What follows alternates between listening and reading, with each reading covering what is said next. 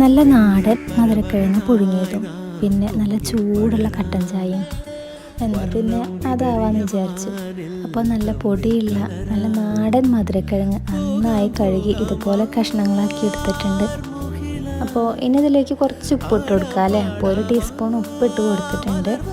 പിന്നെ ഈ മധുരക്കിഴങ്ങിൻ്റെ ഒപ്പം നിൽക്കുന്ന വിധത്തിൽ വെള്ളം ഒഴിച്ച് കൊടുത്തിട്ടുണ്ട്.